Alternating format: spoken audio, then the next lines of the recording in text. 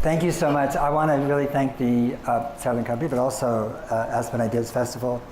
And I also want to thank Atlantic, because journalism is so important in this country right now, and they're a venerable journalistic institution that is getting really support that they deserve and need. And I'm just really proud to be here with both Aspen Ideas and Atlantic. Drawdown, the term up there, just so we're clear, means the first time on a year-to-year basis where greenhouse gases peak and go down. And so when I ask you, how many people here want to see global warming reversed? Raise your hand. Anybody? Anybody? Anybody didn't raise your hand? Okay. If anybody didn't, just tell me. I was like, I'm glad, I want to hear. How many times have you ever heard people state that as a goal? Huh? I never have. I've been around this thing for 50 years, and I've read everything. I've never seen it stated. Well, then it's worse. They want to eliminate. Eliminate. Okay. So let's talk about terms and language. Eliminate. We don't want to eliminate warming. That's what the atmosphere does. That's the difference between Venus and Mars. Is the Goldilocks principle of our atmosphere. We don't want to eliminate warming. Even in the program here, it said, "How about stop warming?" We don't want to stop warming. It said stem. We don't want to stem. We have a verb problem around climate. We don't want to mitigate. Mitigate means to reduce the pain of something. Really? Who wants to wake up in the morning and mitigate? Tell me, raise your hand.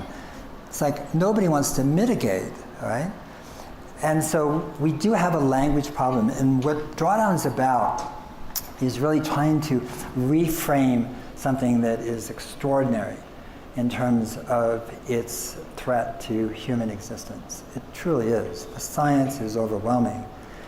And for my part, I have been an environmentalist for all my life, really, since I was 10 years old. In the Sierra Club, met David Brower. In 2001, when the third assessment, IPCC assessment came out, I began to ask people, where do we stand? I wanted to know where we stood. Is it game over? Do we have a chance? Do we have a way to do this? Can we stop, stem, reverse? Can we reverse global warming? I didn't know, and I didn't know anybody who did know. And at that time, I started to ask people, can we just map, measure, and model the 100 most substantive solutions to reversing global warming, and then see how much they cost, and see if it's possible, and see if they scale sufficiently, whether we could reach that point in time where greenhouse gases peak and go down. It was my question. And the institutions I went to were NGOs, universities, and they all said it was a great idea. They also said they didn't know how to do it, or that wasn't their focus. And they asked me to do it. I said, I don't know how to do it either. And that sort of was put to bed after 2-3 years. But in 2013, I had friends come to me independently and say, after reading Bill McKibben's piece in Rolling Stone and Jim Hanson's piece and the Times, they said it's game over. In other words, and they all used the same term. It's so interesting. I mean, they didn't know each other. These are very successful, if that's not the right word, but very effective activists in the climate field. And I said, I'm just going to move to British Columbia, move to the Squamish Valley, take my family, whatever, and it's game over. And I had a thought then that sometimes when we give up and we surrender, it's not game over, it's actually when it's an opening. It's when we give up, there's an opening. And I felt that that was an opening. And I decided to get a small group of people together and do what I had suggested in 2001, which is to map, measure, and model the 100 most substantive solutions to reversing global warming. Two parts of that. One is first to name the goal, because no one's named the goal, and that is the goal. You know? And if you don't think that's the goal, take a look at this. This is greenhouse gas emissions over the last 400,000 years, or at least levels, not emissions, of CO2, primarily in the environment. And that dotted line is 300 ppm. And our species, Homo, in all its different variations, Floridiensis and Sapiens and Erectus, we have never lived over 300 ppm until 1950. For 2 million years we've been here, and 1950 was the first time it went over 300 ppm. Right. So right now we look at current level and it's said to be 410, but the actual level of greenhouse gases in the atmosphere right now is 490 ppm. Because those numbers and what they talk about in Paris, what you hear about is CO2 only. We don't hear about methane, we don't hear about nitrous oxide, we don't hear SF6, HFCs. And in CO2 equivalents, we're at 490 ppm right now. That's the highest level in 20 million years. So, if you look at that line, does mitigation make sense? You know, does stemming make sense? Even net zero doesn't make sense, because net zero means we stay right there at 490 ppm. And so the only thing that makes sense is stop and turn around and go the other way. And that's why we wanted to name the goal. And second, we knew as a small NGO in Sausalito that if we mapped, measured, and modeled the 100 most substantive solutions to reversing global warming, we'd have all the credibility of a lentil. I mean, like, who cares? You know, thank you for sharing. You know, it's a good idea. We appreciate your effort. Nobody would pay attention. And so we did something else, which is we went out to the world and we got asked for research fellows from the best universities. And we were overwhelmed with applications. These are some of the 70 research fellows that created the book that you see outside, the research fellows. To that, we added 128 advisors, politicians, business people, geologists, botanists, biologists, activists, architects, engineers, etc., who gave us advice on content, copy, models, solutions. And to that, we added 40 outside scientific expert reviewers of the models themselves. And what we did was the math. That's all we did. What I mean by the math is, we started with a couple hundred or 300 solutions. We kept winnowing them down to sort of, because we were looking for the most impactful. And by I mean impactful, I mean the ones that have the biggest impact over 30 years. We only wanted solutions that were in place, that we knew about, had peer-reviewed science, or at hand, and that were already scaling. In other words, not wannabes or could-bes or should-bes, but things we know how to do right now globally. So those are the only ones we looked at. And we kept winnowing down until we got to 80 of the 100 that we modeled. And the math, which you see, and this is one of the solutions, what you'll see is rank. So what we modeled is if it continued to scale for 30 years, then this is the rank in number of reduced gigatons of CO2 or CO2 equivalents in the case of other things like nitrous oxide or methane. And then the net cost, 29 billion, is what it would cost to do it, and 392.3 billion is the net operating savings of that solution over 30 years. So we did the numbers and we did the science. The science is only based on peer-reviewed literature. The numbers are only based on the International Energy Agency, World Bank, Bloomberg Energy, FAO. In other words, everything we got is from the most respected institutions in the world.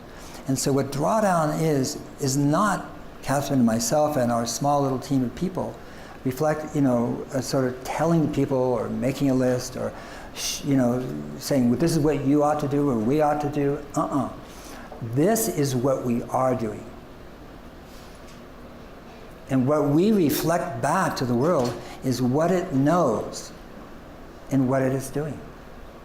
Really important distinction, as opposed to us saying, we know what you should do, listen to us. We're saying, no, listen to yourselves, listen to this we, this, you know. So that's why it was very important for us to be a collaboration, a smaller we talking to a bigger we. So, so I'm just going to go through some of the solutions quickly, just to give you a sense of the diversity, because generally speaking, you know, you hear people, wonderful people like Al Gore, talk about wind and solar, solar and wind, and Elon Musk, and if we get those things right, we'll have a hall pass to the 22nd century and everything's going to be cool. And that's just a scientific howler. It's not true, and we have to do those things. They're absolutely crucial, no question about it. But those three things alone don't even come close to getting us to where we want to go, which is to reverse global warming. And so I just want you to, we were surprised, by the way, by the diversity, and this is indigenous people's land management. The most important thing there is how much CO2 equivalents and biomass and below that they're sitting on, that they're protecting. Indigenous is the adjective for indigene, which means the original inhabitant, and it seems they really know how best to take care of the land in this world. This is onshore wind number 2 by rank. This is forest protection, the Kermode bear in the Great Bear Forest in British Columbia. It was just finally set aside a year and a half ago. This is a rooftop solar. This is in Lake Titicaca. She is smiling not because she is reversing global warming, it's because she lived on a straw island with her daughters and they're using kerosene until this came. So she's smiling because she is such a better mom today. And this illustrates and underlines that 98 of the 100 solutions that are in Drawdown, actually we want to do regardless of whether there was a climate scientist alive or whether we were clueless as to what extreme weather was caused by. We would want to do them. They have so many benefits to people, children, water, future, jobs, prosperity, biodiversity. It goes on and on and on. So it's not like there's a special group of things we should do to reverse global warming. The special things we should do is for everything and everybody. And the outcome is to reverse global warming. This is women smallholders. Smallholders are 70% of the food in the world is produced by smallholders. 45% of them are women. Big Ag produces 28% of the food. You can do the math, 45% of 70 is, right? No? Okay, 31.5%. It's more than Big Ag. What I'm saying is women produce more food than Big Ag. But that assumes Big Ag produces food. And excuse me, corn and soy for pigs and cows for McDonald's and bacon, okay, maybe. Sugar, white flour, food-like substances, what Michael Pollan calls them, right? Big Ag is producing stroke, heart disease, obesity, type 2 diabetes. It's producing big pharma. And the idea that it's feeding the world is a myth. It's a myth. This is just feeding the world, smallholders. And of those, predominantly the women. Why is it a solution? Because if they get the same seeds, support, training as men, they outproduce men by 20 to 30%. And that's 200 million acres of forest that won't be cut down to feed a growing population. This is an important solution. This is food waste, number 3. You can start that tonight.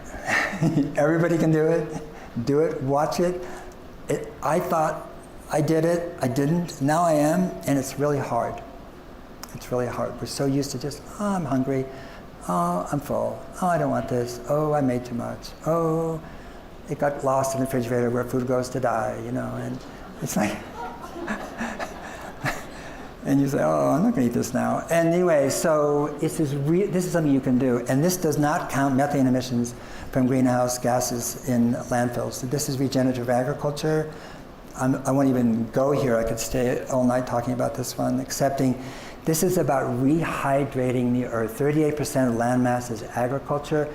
Our agricultural methods have stripped it, it's bled. The soil has bled, it's turned to dirt, and the water that used to be in that soil is in the air and the oceans, and that makes the soil hotter, it kills life, and what we're talking about is really bringing life back to earth, bringing life back to the soil. If you take a walk along the river here, I did tonight or this afternoon, pick up a handful of soil. You have in that handful the most complex ecosystem in the world in your hands. Trillions of organisms, many of which we don't even understand or identify yet. That's soil. And what industrial ag has done is kill it. And what it's done essentially, if we kill life, we're going to produce more life. It doesn't work that way. It does not work that way. This is household recycling. She's a Dasanak woman in Ethiopia, recycling stuff from a bar they built across the river, selling it to boutiques in France. This is educating girls. Number 6 solution. We'll talk about it more when Katharine's here, but what you might have noticed already is that in the climate dialogue, and you don't hear much about women and girls. You hear a lot about technology and techno fixes, which are great, You hear a lot of, even the language around it is very masculine. We're going to fight climate change. Women never say that. Men say that, as if it was an opponent. What? Girls' education is the number 6 solution. Right? The number 7 solution is family planning. Educating girls is a pathway to family planning, because you're allowing a girl to become a woman on her own terms, as opposed to being yanked out of school and being married early or going to work to put her brother through school. And she has an average of 2 instead of 5 children. And that and family planning together is the number 1 solution to reversing global warming. It's the empowerment of girls and women. It's not a solar panel. Thank God for solar panels, but actually, thank God even more for women. So I'm just saying is that you never hear this without time. This is plant-rich diet. Been doing a pretty good job over on the meadows. I think the food's been really plant-rich. It's been great. And number 4 means reducing or increasing, where lacking, protein to 50 grams a day, which is a healthy amount, and moving to more plant-based diet. And if you do that, it's the number 4 solution. These are coming attractions quickly. So 20 of the solutions are things that are valid scientifically, we understand them, but they're too nascent to model using our methodology. This is marine permaculture, frames put in the water that have pumps that actuate the thermocline, the nutrient-laden waters. You see this in 3 or 4 weeks in a marine desert. You'll see this. Phytoplankton, zooplankton, algae, kelp, feeder fish, forage fish. The ocean regenerates so quickly. And it's a huge source of protein. This is repopulating the mammoth steppe. It's happening in Siberia to Russian biologists. When you put the animals that used to be there back on the subarctic circle, they do something in the winter, which is really important, which is they brush away the snow. And they brush away the snow, and it makes the ground much colder. And it's a permafrost protection plan. So it prevents the melting of the permafrost. This is hydrogen boron fusion. Keep an eye on this one. Aneutronic, Southern California, 18 years in stealth. You didn't hear a thing about them. They've just come out. They have one more engineering milestone to go before they have baseload power made from boron, hydrogen boron. You can get borax in the store. That's the fuel for this. It's no neutrons, no nuclear radiation. When this goes down, you can start it up with a Honda generator. It's baseload power for the world for the next 5,000 years, because boron is so abundant. Building with wood. There's a 90-story building going up in Tokyo. There's one planned for London. No steel, no concrete. 11% of emissions are steel and concrete. This is a carbon sink. This is a building that actually sequesters carbon instead of emits it in its construction. And we're seeing carbon architecture emerge, and the urban planning that is about sequestering carbon instead of being emitters. And this last one, a cow walks down to a beach, goes to a farmer and some scientists who noticed that cows who ate more kelp didn't produce more milk, and they discovered it because they produced less methane. And which is a science project, but not a business. But they discovered an algae in Queensland, a seaborne algae, Asparagopsis taxiformis, you may have read about it, that if fed in a 2 to 3% supplement to ruminants, reduces greenhouse gases of methane, which are 28 to 34 times more powerful than CO2. It reduces it by 70 to 90%. And ruminants are responsible for 14% at least of global emissions, not counting the emissions that are from the corn and soy that they're fed. What surprised us? Everything. We were very surprised. We didn't see it coming. Food's the biggest sector because it, along with transport, is the largest contributor to global warming. But food system, if done properly, can be the largest sequestering agent or sector for global warming. So food is number 1. And this is what it looks like in a pie chart. And again, it's not the pie chart anybody would have expected, much less us. I mean, I don't think anybody would have made the top 10, a list of the top 10. And the interesting thing about this is that there's no such thing as a small solution. We need everything, so it's not like we should just go and do the big ones. We should do the big ones, but we should do the small ones. There's no such thing as a small solution. It's a system that caused it. It's a system that will heal it. You have to approach all aspects of the system. This is how most people get their news about climate, not you, but I hope. Maybe you do. No, I hope not. This is the Daily Mail, and this is a headline which is accurate. Nothing wrong with the headline. The picture, And basically the media knows that the way to communicate about climate is to scare the pee out of its readers, and it does it very, very well. And you read and go, oh my God, And so what do people do when they see this again and again and again is that they go numb. They turn off their amygdala. I've had it, I don't know what to do, and so forth. But what you see is they have clickbait next to it. The clickbait is like the wife smashing her husband's head with a frog ornament and mummifying him in plastic sheeting for 18 years. And you're reading that and going, oh, I haven't talked to my wife recently. Maybe I should talk to her more. And the thing is, it distracts you. It's supposed to distract you. So get your attention and then distract you with stuff that's meaningless. And that's how most people get their information about the most serious problem. To call it a problem is ridiculous. The most serious crisis humanity has ever faced and may ever is global warming, without question of it. And so this is how we get the news. And when I said earlier about how to communicate, how men communicate, most of this is men. And look at the language, it's very negative. It's the metaphors of war or sports, tackling and combating and crusades and fighting and negative emissions and decarbonization and the carbon war room, which is actually just down the road here. I love RMI, but that's where it is, and so forth. And this idea that climate is a negative, that this is something we've got to oppose. And the problem with this language is that it assumes that climate is other. Like it's other, like we can fight it. Right? It's not other, it's inseparable from our lives, from evolution. We want climate to change. Absolutely. You wouldn't have ski season if it didn't change, right? We want it to change. So fighting it is completely the wrong language. And so if you're an individual and you go onto the internet and you say, well, I want to do something, this is the 2 top hits you'll get on Google.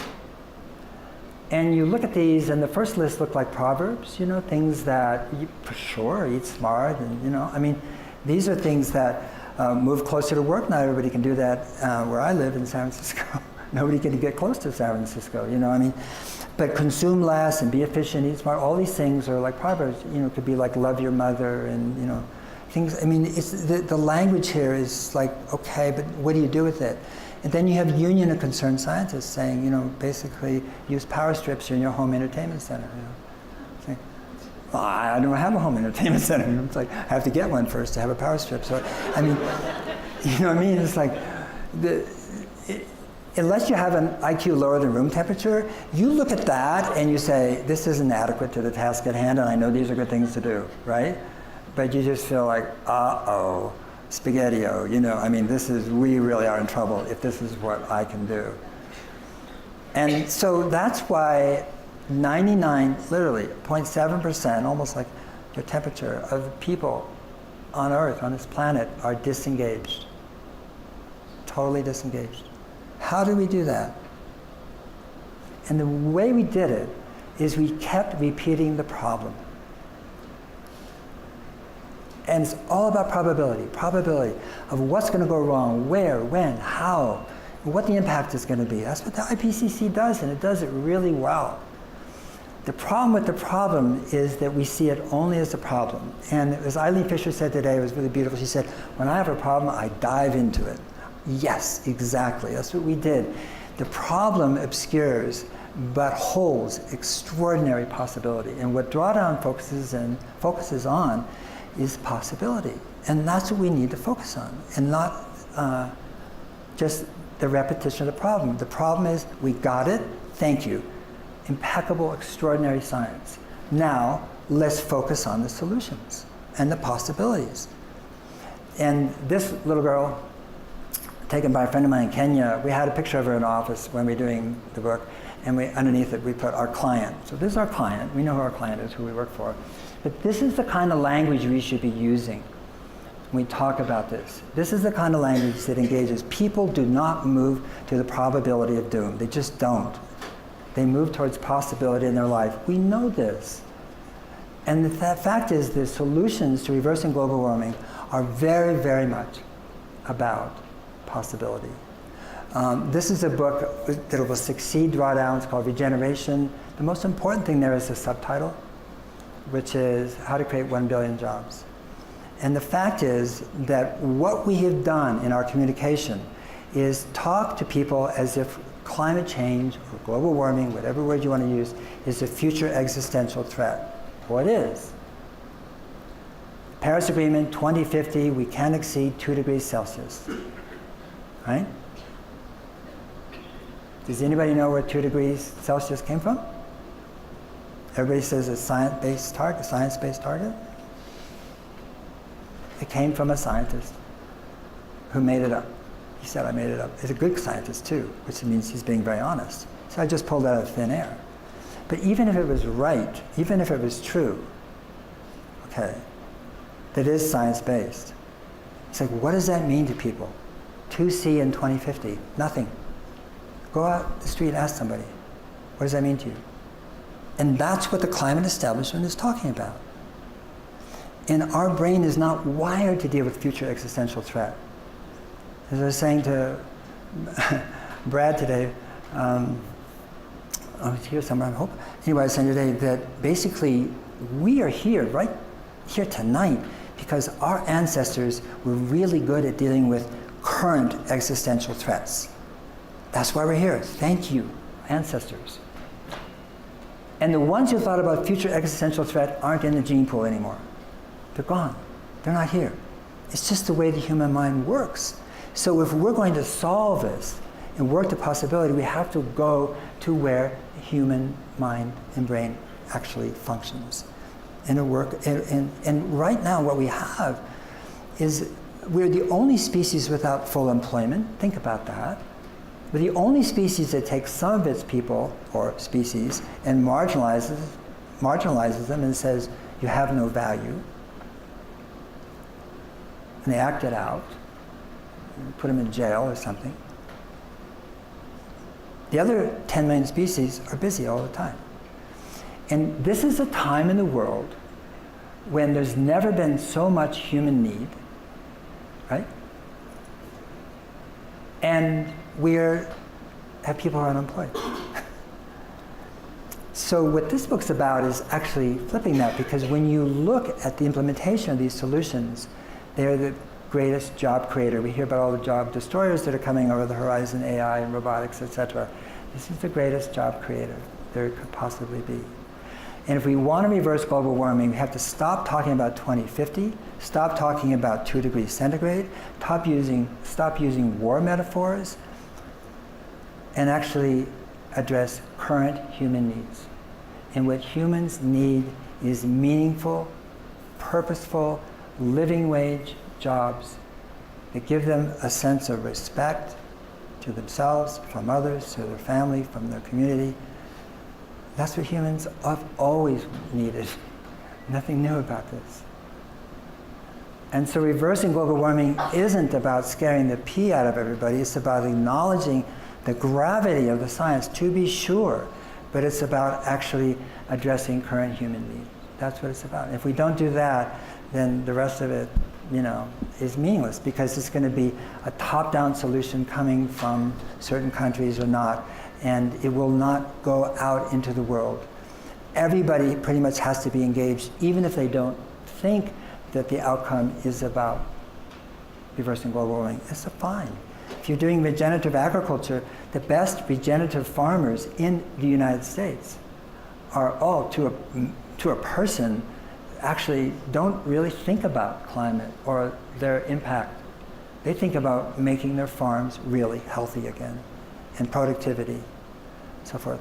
And that's where we have to go. And this was one of our science advisors. Just kidding. But you saw the movie, right? Some of you, did you see the movie? Okay, so Andy Weir wrote A Martian. That is an allegory about Earth. Did you get that? That's not about Mars. It's about Earth. And remember at the end when he goes to those wannabe astronauts and he says, basically, pay attention, because this could save your life. When I was up there, did I think I was going to die? Absolutely.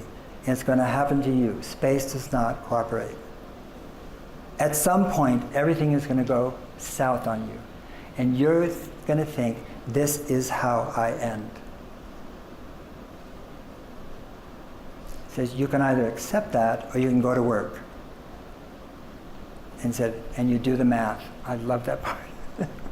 You do the math and you solve one problem and you solve another problem, and if you solve enough problems, you get to come home. And that's what this is about. It's exactly what it's about. Let's come home. It's about coming home. And that's what the Martian was about. He did it with the planet.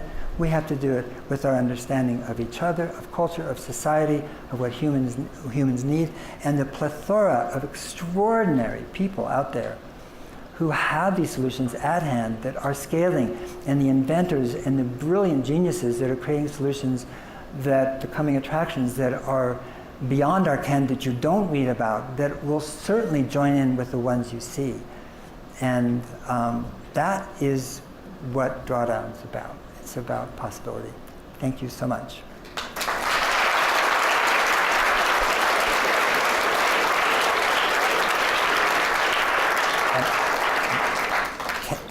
Katharine's going to join me. My mouth is so dry during that talk. I'm sorry, I lisped.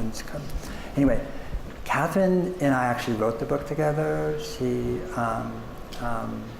And I'm a nominal editor for sure, but we both edited and worked on the book. And it was such a pleasure to work with her. And she got her PhD from Oxford. She wrote a book, God in Green, which is really a wonderful thing about climate and environment and the more fundamentalist religious religions in the United States and so forth. Anyway, this is Q&A time. We can't see you very well. I don't know if you want to put the house lights up a little, but I just see bright lights. And I think are there roving microphones? There's a hand right here.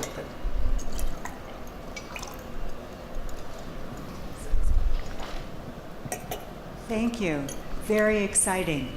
But I have a question. What about plastic? What about it? How do we get rid of it? What do we know. do with it? I don't know. Is that part of the solution? Do we have a solution?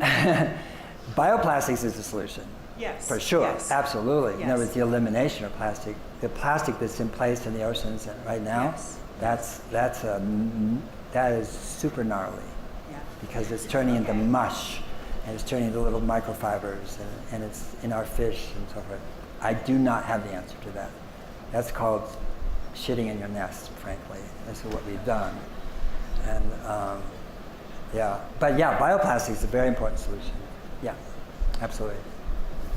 Yes?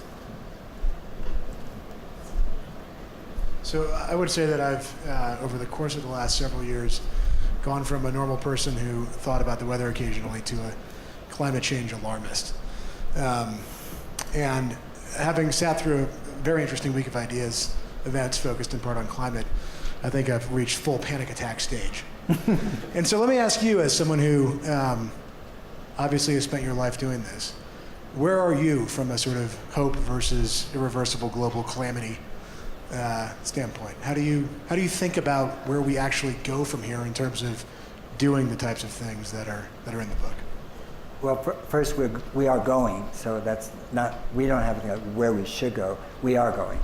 There's no should in Drawdown, by the way. We're reflecting back, number one. Number two, I am literate now. I've spent years and years and years immersing myself. I don't read climate science past 2 or 3 in the afternoon, otherwise it ruins my night, okay? So don't take it to bed with you, right? In fact, there's a great story because the publisher didn't want to publish the book because the climate books don't sell anymore. Just do not sell. And it was round and round and round. It was the publisher, Katharine, at the end when, it was color, it was post-consumer waste, it was a climate book, had to print 10,000 at a time, all the things against it. Everything was against it from their perspective and their knowledge.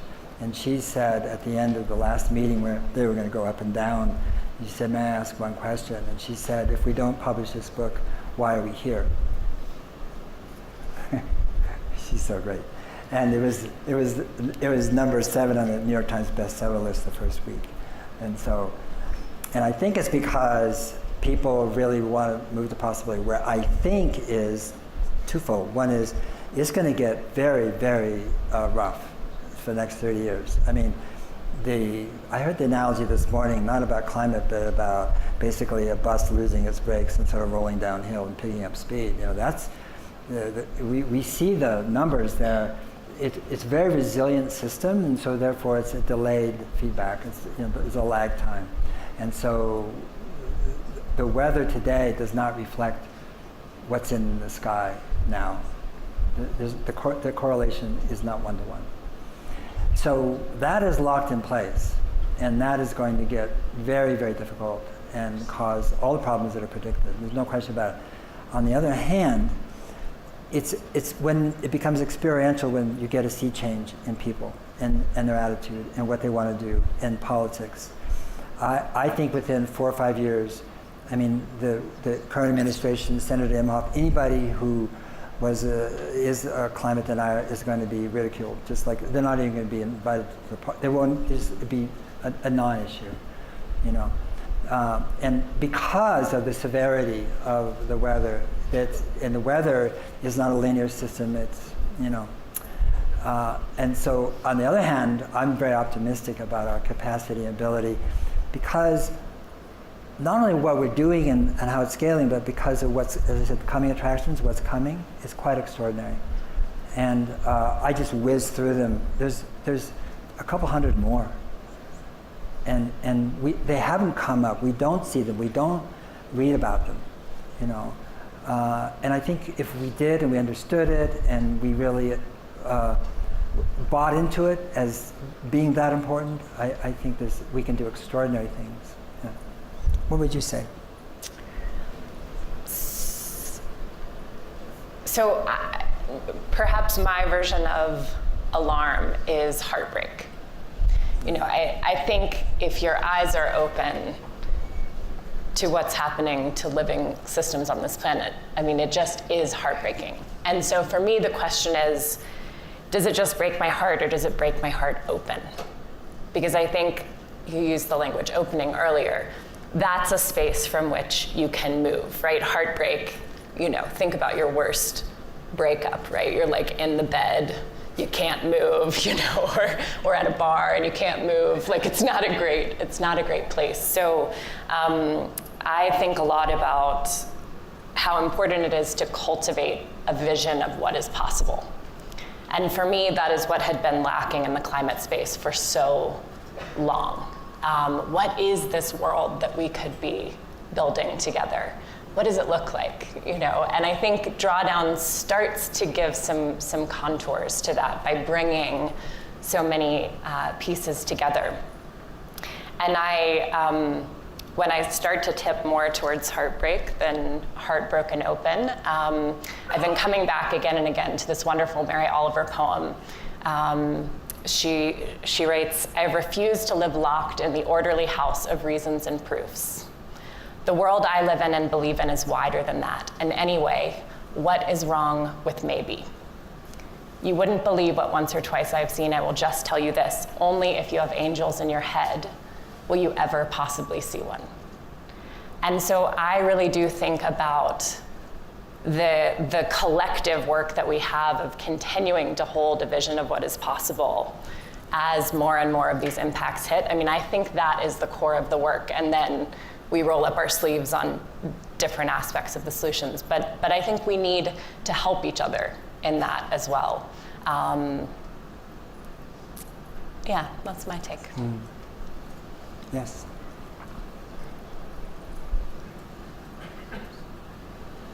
Thank you, and thank you both. I'm Greg with Citizens Climate Lobby, and you were our guest speaker on our national call last August. And, the DoD, the Department of Defense, calls human-caused climate instability a threat multiplier, and here's a book full of amazing solutions. And somebody at the end of the call asked you, and I'm going to ask you to explain to everybody in the room if you could elaborate. They asked, what about, pretty much the consensus of thought leaders worldwide, economists, business icons, James Hansen, a lot of scientists say that really the solution multiplier is to price carbon, and you responded. Actually, somebody asked, I loved it, I quote you often, when the caller said, what about carbon pricing as a solution? You said, well, no, it's not a solution. It's a policy. These are solutions, and that it would, in fact, amplify them. Could you elaborate and explain to the room why that is? Sure. We do get policy and solutions conflated because solutions have an impact. And so therefore must be a solution if a policy has impact. And there is no single policy that would have the greatest impact or a greater impact than pricing carbon. There's no question about it. There is not a single solution there except for the education of girls and the empowerment of women that would not be empowered and accelerated by carbon pricing. That's what CCL really does. And I love your focus because it's kind of like advertising. Sometimes you have to see an ad a lot of times before you actually pay attention.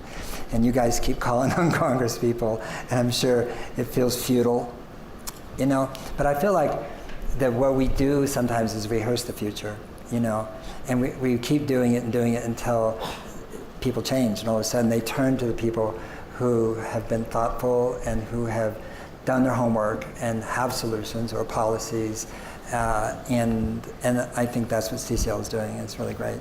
Yeah, thank you. And I like the term accelerants, right? So solutions are the things that actually address the emissions. Accelerants are the various ways to move them forward. I find that helpful language too. I came up with the term solution multiplier. Yeah. Yeah. So kind of the same. Yeah. Done. Here's one. Microphone's coming your way. Coming. Yeah. You mentioned earlier, at the beginning of your talk, that 20 million years ago, that's when we saw the last really great rise, significant rise in CO2 emissions. Is that right? Yeah, well, it was a catastrophic rise caused by huge volcanic eruptions, and it was quite a geological event. Obviously, it wasn't caused by Chevron. So we really haven't taken that into consideration going forward and where we are right now. What's that? In this conversation, but where do we go in the macro picture of who ends up surviving? Since Homo sapien may be passing, and not long for this, it may be a species that goes extinct. Maybe. What's your question? My question is, who survives this? I have no idea. I'm And intending for my work is to make sure that everybody who wants to survive can. To make sure that Homo sapiens survives indefinitely. Well, not just Homo sapiens, the other 10 million species too. Right. Yeah, all of us, all of us together. Yeah, that's my whole life's about that. I don't have to wake up and think about what I'm going to do today. I always know. And there's details and there's things but it's always the same thing. So it's not a matter of knowing. It's not even a matter of knowing what's going to happen or guessing what's going to happen or whether this. I cannot know the future. I can only know the present, and I see the present as extraordinary. I really do, and it's a teaching moment, and I see it as, it's like darkest before dawn. Your worst. How many times have you had in your life like a problem? You just think, oh my God, and you look back, thank God that happened. But at the moment it happened, it was like a super bummer, and you realize, I'm so glad I left him, or he left me, or whatever. But thank God he did, whatever. But at the time, you felt like, So we are collectively in that. Our darkness, it's so manifest, right? It's just so interesting, so If juicy. Homo sapien does not survive, the world will. I don't know. You're answering. Maybe. Those are Wizard of Oz questions. I call them.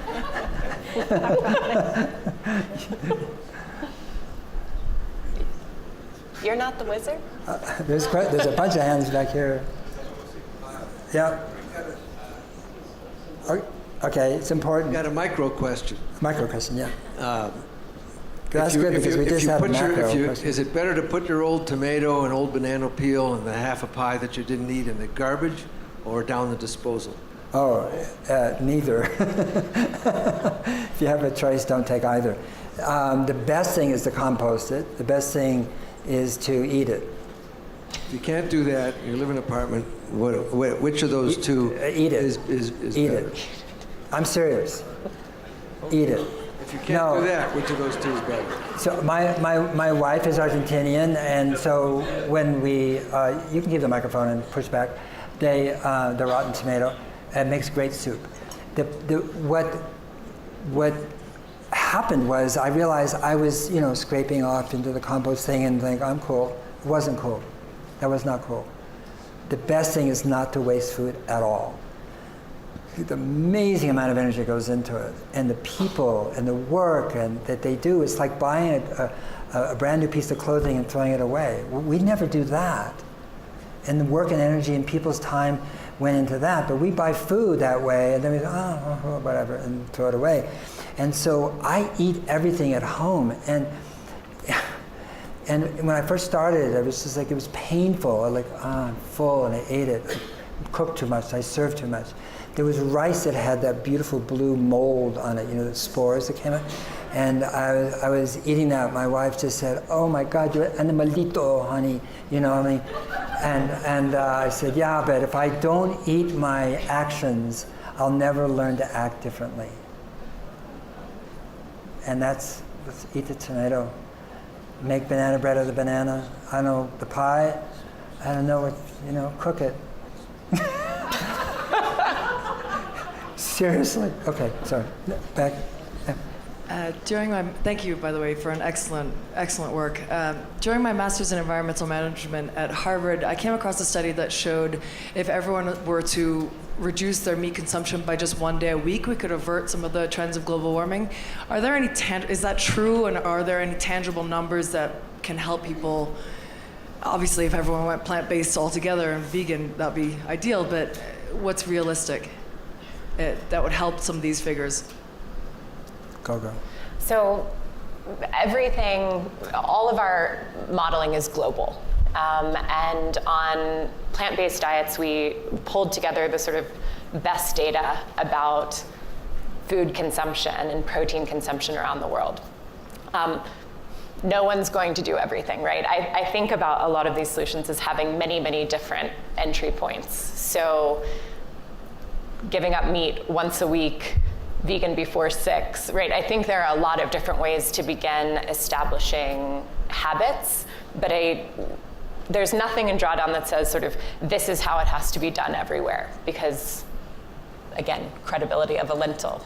Yeah, and I think also that the one thing you can do is like, we're overemphasizing the individual, and the individual, like, okay, great, this is one thing I can do, and okay, put that on the list too, and okay, today's Tuesday, no meat, and it's we should talk. It's a we problem. It's not an I problem, and somehow we sort of put it onto the individual, and I don't buy that at all. That doesn't mean all of us don't care and will do things and want to do things and want to know what to do. Of course we do, but at the same time, this is about us, about coming together, about finding ways to do things that on, whether it's a family level, community level, neighborhood level, municipal level, state, there are now, the interesting thing about Drawdown is that we are a small organization. We do not tell people what to do. We absolutely don't do it. As I said, there's not a single should in the book. And we don't demonize, we don't make anybody wrong. There's no fear, there's no threat, there's no doom, there's no what ifs, nothing. It's all about possibility. So what's happened is the drawdown, it's being taught in 4th grade in New Hampshire. There's a drawdown Nova Scotia, there's a drawdown Toronto. There's some of the biggest companies in the world are going to come out as drawdown companies that are committing to reversing their emissions and going positive. There is 2 countries that we're talking to them about their countries being committed to being drawdown countries. There are 23 universities that are taking our model, put it in the cloud, and regionalizing it for their state, their province, their city, their country, for their island, and so forth. Why is that happening? It's happening because it's free. Go do it. It's like we are self-organizing systems. Our body is, nature is, and so is community and humanity. And we're trying to get away from the mandate, the shoulds, and get away to like, isn't this interesting? And the possibilities. And again, so we have plant-rich diet, but it doesn't mean vegan, it doesn't mean vegetarian, it doesn't mean omnivore. It means what you want to do, in your family or your group. And so we really try to emphasize that as opposed to, again, being right. We're not right. Because as soon as you're right, you make somebody wrong. Okay? And I to just double down on the overemphasis on solving these problems through individual action. I mean, it's so deeply American in some way, right? And I think about when you make those sort of individual, so I've been vegetarian for almost 20 years. For me, that's a way to stay grounded in my values every time I eat and remember why I'm doing what I'm doing, right? And it's about some way of staying in integrity. And I think that's the important thing with individual action, right? The scoreboard is never gonna add up, but if it catalyzes you into collective work, into staying true to what you care about and what you believe in, I think that's actually the most important role for individual action as a stepping stone.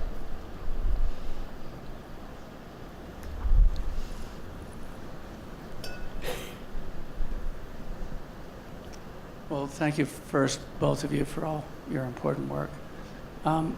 Project Drawdown makes clear that there's no one single silver bullet. It says instead that we need to do many projects from many sectors to change the trajectory of this problem.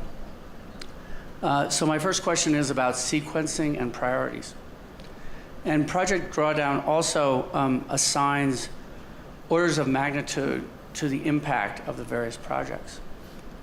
And since it seems to me the community to do this work globally is not big enough yet to take on all these projects simultaneously, would you tend to encourage people and organizations doing this work to take on the easier projects to get some near-term wins to create momentum?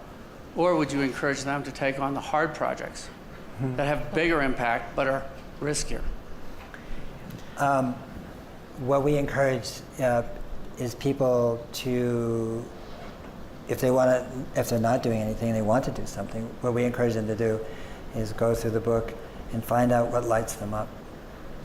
In other words, where is that page or that solution where they go, I know something about this, or it could be the other way around. I'm so curious about this. I want to know more about this, or I want to do something. That's what that person should do. If everybody does that, we're cool. But if people do things out of obligation because they should take on the hard things and so forth, we're kind of back to a thing of it. We're losing the core of what's possible here, which is people actually joyously and celebrating what is possible. And so if you're in the oceans, go to the ocean. Amazing place of regeneration. Unbelievable. If you're a farmer, if you're in land, if you're in city, if you're an architect, I mean, wherever you go, there's just so many solutions redolent there that you can do. And that's what we suggest, as opposed to, one versus the other. And keep in mind, Brad, too, that people are already doing them all. So it's not a question of, oh, well, we should do this. No, we are.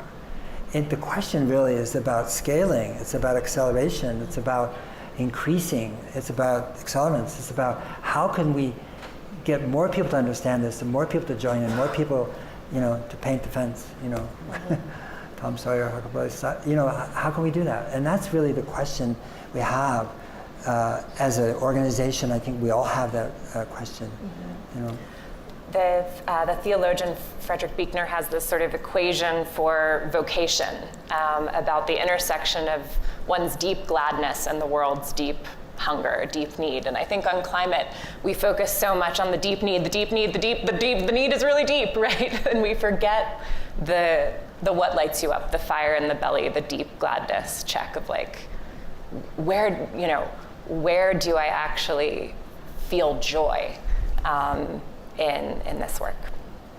Okay, is that our last question or one more question? Do we have one? Oh, I thought you were at the staff telling me to shut No.